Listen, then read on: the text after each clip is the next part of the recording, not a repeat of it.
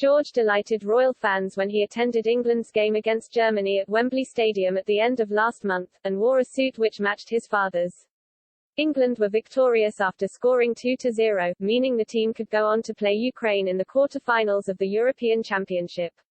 William and his wife Kate, Duchess of Cambridge, rarely take their children to such public outings, so royal watchers deduced that their eldest son must have been very persuasive to twist his parents' arms.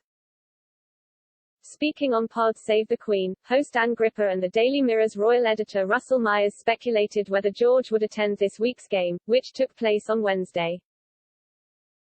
Speaking just hours before England's match against Denmark in the semi-finals, Ms. Gripper said, "If I were Prince George, although the match kicks off at 8 o'clock this week rather than the 5 o'clock match he went to last week, I think I would be like Dad, but England always win when I watch them at Wembley. It's really important. I don't mind if I have school tomorrow. It's for the good of the nation. I have to be there." However, Mr. Myers pointed out that as a 7-year-old, George probably goes to bed around 8 p.m., when most matches start. Ms. Gripper said, "If we do win tonight and are playing on Sunday night, the final, that's another 8 o'clock, and can you imagine?" Ms. Gripper speculated, it would be used against William, for years and years to come on arguments. England were victorious in the semi-final match against Denmark, leaving the pitch with a 2-1 win, meaning football fans up and down the country are exhilarated to see England in the final of a men's tournament for the first time since 1966. Another royal commentator, biographer Duncan Larkham, claimed Prince William is George's absolute hero. He thinks his dad's the most perfect person on the planet.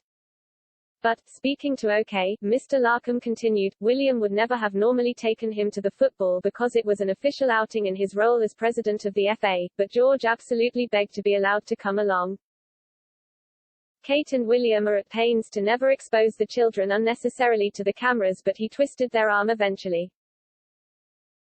After one of the Cambridge's friends confided in Mr. Larkham, he claimed that Kate attended the game so she could stay with their son while William could meet all the dignitaries present. He added, "George idolizes his dad. That's why we saw him looking so smart in his suit. He really wanted to dress like William." The royal commentator continued, "He's becoming a pretty big character and has both of his parents eating out of the palm of his hand." As the couple's eldest child, George is set to one day inherit the throne himself. It's believed that William told him about his fate last year, around his 7th birthday, but he still attempts to give the young royal a relatively normal childhood away from the public eye. On the rare occasion that the Cambridges do step out as a family of 5, William's closeness with George is often plain to see. While Kate tends to hold the hands of the youngest children, 6-year-old Princess Charlotte and 3-year-old Prince Louis, William holds George's hand, and regularly checks in with his son in public. However, William is president of the Football Association (FA), meaning that when England play Italy in Sunday's final, he is going to have to be there in an official capacity. Kate is now isolating at Kensington Palace, after being notified that she had been in contact with a positive COVID-19 case, so it's not clear if she will be able to attend the match and supervise George.